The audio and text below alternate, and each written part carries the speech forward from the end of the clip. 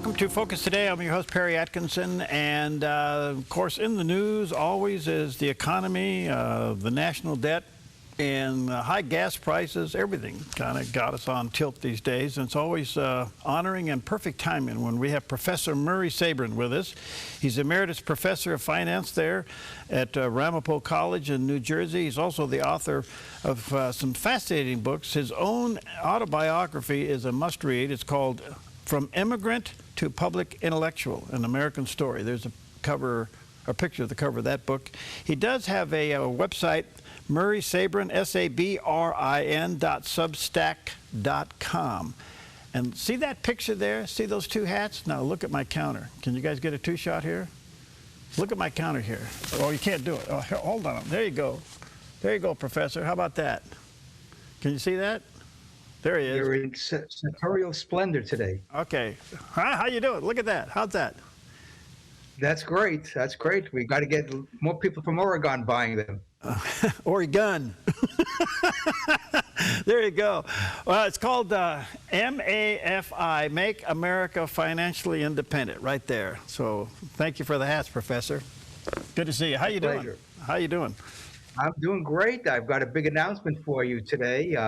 Next week, I'll be releasing my contribution to American liberty. It's called the Declaration for Re-Independence. And I'll be posting it on my Substack next week. And there's a press release going out to the media on Monday, which I'll post on my Substack tomorrow so everyone can see what the press release will be all about. And it's a hard-hitting piece. It's in the same spirit of the colonists who wrote the Declaration of Independence. And so I took the principles in the Declaration and just updated to the present with all the grievances the American people have, from taxes to spending to the national debt to the doctor-patient relationship to all the things that people are upset about. I put in there as a way to put Washington on notice. They need to change. And this is not a political document, it's a philosophical document, because since both parties have been in charge of the American government since 1861, they have been responsible for the growth of the federal government for the past 166 years. All right, so this is a big deal. Let's kind of dig into it. Let me ask you this. I think we all feel the squeeze, Professor. We all feel the squeeze, that government's gotten too big, it's gotten out of control, it's too intrusive. A simple question, but a big one. Is it fixable? Oh, of course it's fixable. Everything is fixable when it comes to public policy. The question is, do people have the will to do it? Do they have the understanding to do it? Do they have the determination to do it? Because we're going down a path, Perry, that I've been writing about for decades, and other people have been writing about longer than I have. You cannot go on a path where the federal government is constantly running deficits and expecting good results. It doesn't happen that way. And we've seen, let me give you a historical example.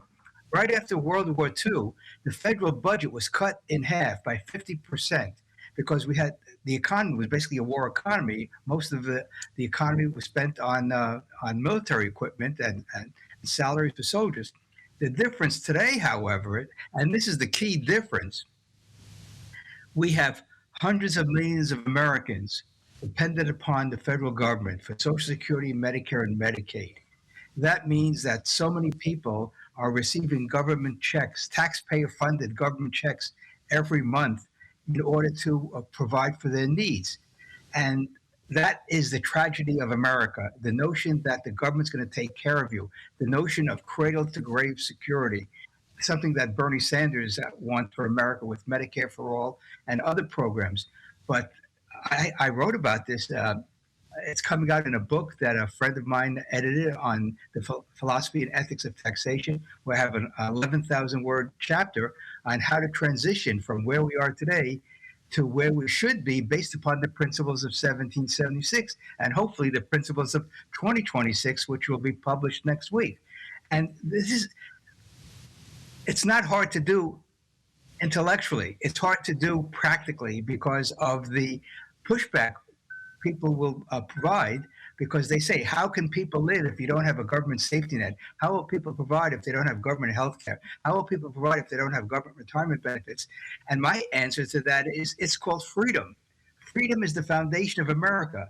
That's what the founders, that's why they revolted against Great Britain, is to make sure that people are free, that they have their natural rights endowed by God, and they can pursue life, liberty, and the pursuit of happiness without the King George of 3,000 miles away dictating how they should live, that there'll be warrantless searches of their premises and of their person. And the founders did something truly revolutionary in the history of civilization. They said the people are sovereign, not the crown. Okay, so how do we begin the transition, Professor, of people away from these mandates, from these government funding programs? How do we transition them off of that? Well, let me give you a very simple example of how the government takes money from the right hand and gives it to the left hand, or the right pocket gives it to the left pocket.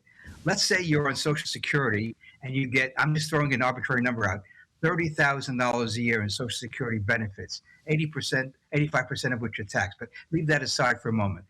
And then let's say you're a retiree, you get $30,000 in Social Security benefits, and you're paying $30,000 a year in federal income taxes. So the government is giving you one benefit by taxing you with income taxes. So it's a wash in terms of your living standard. So why do we have to have this huge bureaucracy called the IRS and the Social Security Administration doing things that people can do on their own? And so the first thing I would do is young people are exempt from Social Security taxes and Medicare taxes, so they will save for their own retirement benefits and get them off of Social Security as well and save for their own retirement income. That's an easy thing to do. Now, people say, well, then it's an incentive for employers to hire only young people instead of people middle age who are paying Social Security taxes and Medicare taxes. Well, this is something we can work out with the technocrats who would implement the policy. But the point is, the goal should be people should learn to be financially independent. That's why I created the MAFI movement, Make Americans Financially Independent, which, by the way, was the culture of America before the Great Depression. There were no such things as Social Security, Medicare, and Medicaid before the Great Depression. People got together in their local community, helped each other out. You had extended families living under one roof, 2, 3, 4 generations, possibly, if people lived that long. Remember, in the old days, people had kids when they were in their teens. And so you could have 4 generations under one roof, and they took care of each other. And if they had any hard times, people in the community chipped in through mutual aid societies. So we have a long history of volunteerism, community action, and personal responsibility. And it worked great until the Great Depression. Okay. In the meantime, we've seen the misuse of these dollars coming up now, and billions of dollars of fraud. What do you think about that? Well, I wrote about this on my Substack a while ago. Excuse me.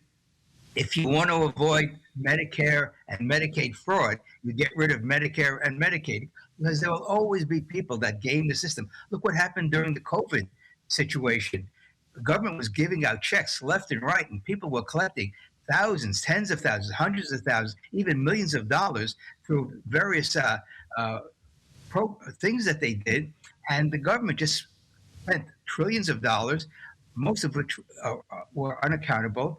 And so, again, when the government gives out money, there's no incentive for the bureaucrats to make sure it's spent well, because it's not their money. This is the key point about human existence. When it's your money, when it's your property, you take care of it. When you have a farm, you take care of the farm. When you have a business, you take care of the business. When you own a home, you take care of the home. The concept of property rights is an important element of human civilization thriving and peaceful and social harmony, because if someone trespasses on your property, they have committed a violation of your property rights, and you call the police or the sheriff, and you have them arrested, or if they do any damage, you have them pay for the damages they make. So another element of the American experience is enforced property rights that people know are secure, that the government is going to make sure that your property rights are not infringed upon by another individual. And at the national level, our property rights are not infringed by a foreign power. That's why we need a national defense, but a national defense that protects America. That's part of America first. We're not seeing that anymore because we have troops all over the world that's been building since the end of World War II.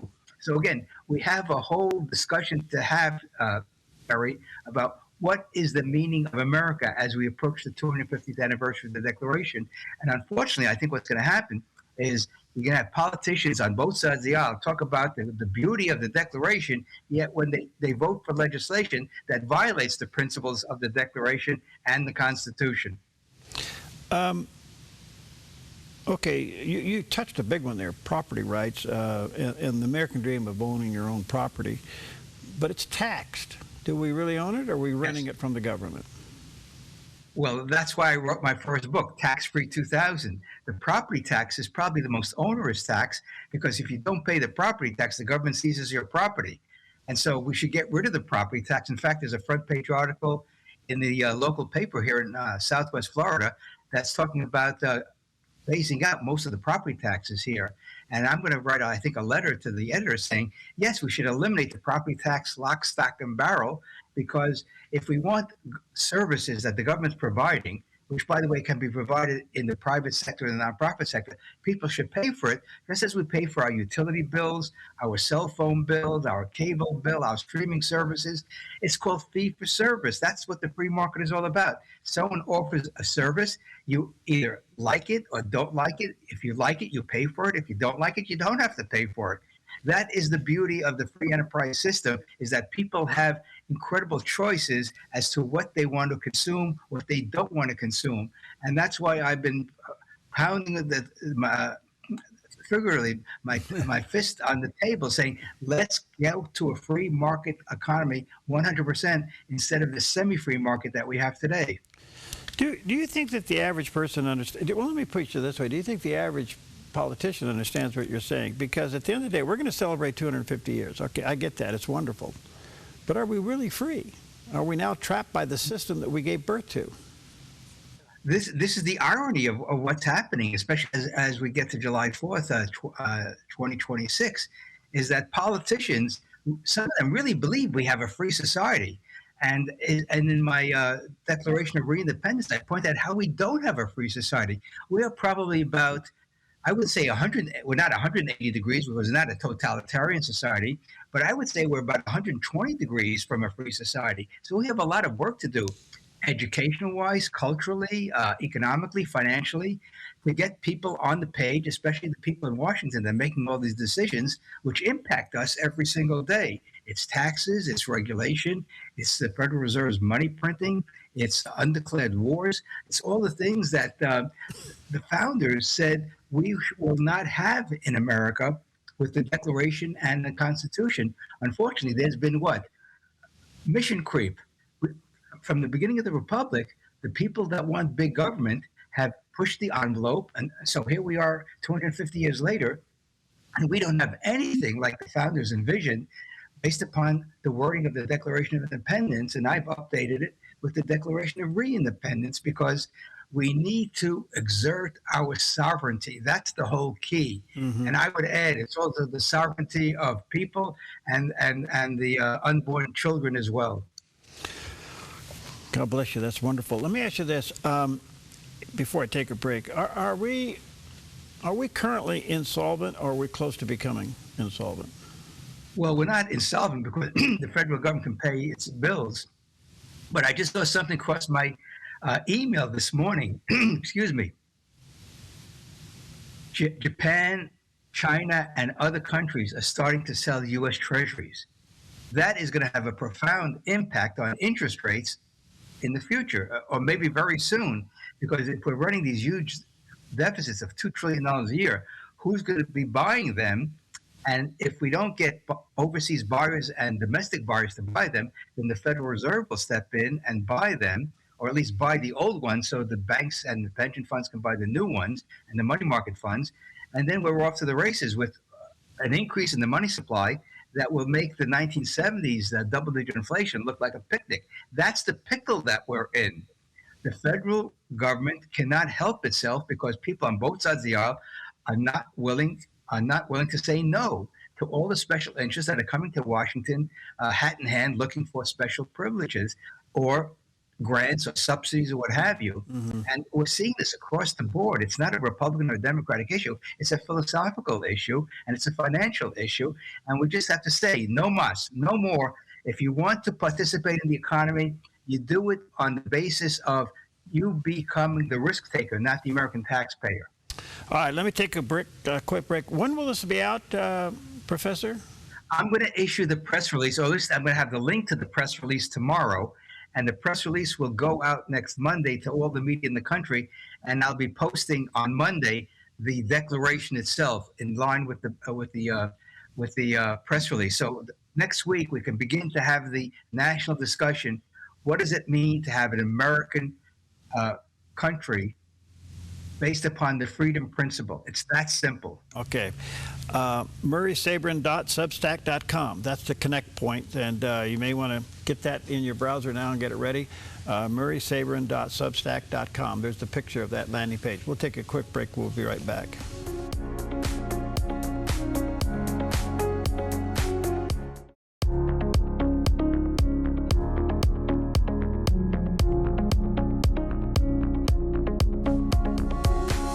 Okay, welcome back, and perfect timing to have back with us today our good friend Professor Murray Sabrin, Emeritus Professor of Finance there at Ramapo College in New Jersey. He's getting ready to launch a Declaration of Re-Independence, and you may want to connect with him now at murraysabrin.substack.com. There's the landing page there, because the news releases will be coming out tomorrow, and the declaration itself will be early next week. And he obviously has the credentials and has done the homework on this, and that's called the Redeclaration of Re-Independence. Professor, I'm just wondering if I could take you off subject just for a moment, because I'm bugged by something, and maybe you are the guy that can answer it. We'll see. I'm just a student now. Remember, I'm your student. Can you explain oil pricing? Well, it's pretty simple. It's a commodity that comes out of the ground all over the world, Yeah. and there's a market for it, supply and demand. Now, prices vary a little bit between Europe and the United States and other parts of the world because of transportation costs, and it just shows you how transportation costs are an important part of moving commodities around the world. I mean, in economics, we have this thing called the law of one price. That's why prices in Hawaii and Alaska are much higher than in the mainland, because you have to ship things from the mainland to Hawaii and Alaska. So the price is the same, plus or minus the transportation cost. And so depending upon the quality of the crude oil, it will differ in price because of the quality and in transportation costs. Here in the United States, we're fortunate to have, we live on the sea of oil, and oil is being pumped out of the ground, and we're basically oil independent, which is a great thing because a lot of restrictions have been lifted. So we're not affected as much, but the price is, because if the price stays $80 in the United States and it's $100 overseas, what will producers do in the United States? It's called arbitrage. They'll take the oil out of the ground in the United States and ship it to Europe or Asia or South America, and so they would get earn the difference between what the price would be selling here versus the price overseas. So prices tend to equalize all over the world, and then that is the way markets work.